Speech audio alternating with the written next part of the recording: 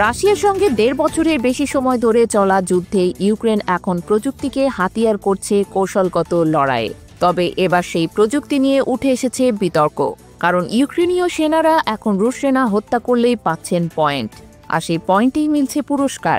এটিকে অনেকেই বলছেন যুদ্ধের গেমিফিকেশন। বিবিসির এক প্রতিবেদনে বলা হয়, ইউক্রেনের সামরিক ও প্রযুক্তি বিশেষজ্ঞদের সমন্বয়ে গঠিত ব্রেভ ওয়ান নামের দল এই পরিকল্পনা বাস্তবায়ন করছে। গত বছর চালু হওয়া আর্মি অফ ড্রোনস বোনাস বা পয়েন্টস নামের এই প্রকল্পে প্রতিটি সফল ড্রোন হামলার ভিডিও তথ্যভিত্তিক বিশ্লেষণ করে দেয়া হয় নির্দিষ্ট পয়েন্ট।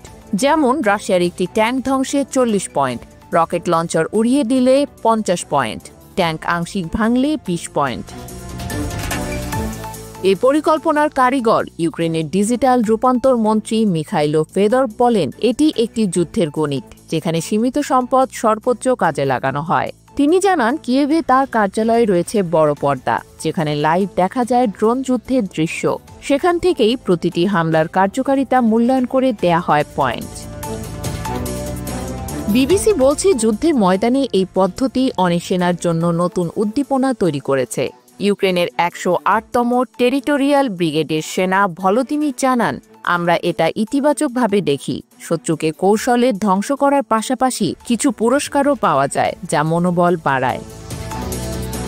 ড্রোন নির্ভর এই লড়াই এখন ইউক্রেনীয় কৌশলের কেন্দ্রবিন্দু। সামরিক কর্মকর্তাদের দাবি, রাশিয়ার ৭০% সেনা হতাহতি হচ্ছে ড্রোন হামলায়। কিন্তু যুদ্ধ যখন পুরস্কারের খেলায় পরিণত হয়, তখন প্রশ্ন ওঠে মানবিকতা ও যুদ্ধনীতির ভিত্তি নিয়েও। ইউক্রেনের এই পয়েন্টস প্রকল্প তাই এখন এক নতুন যুদ্ধেরই প্রতিচ্ছবি।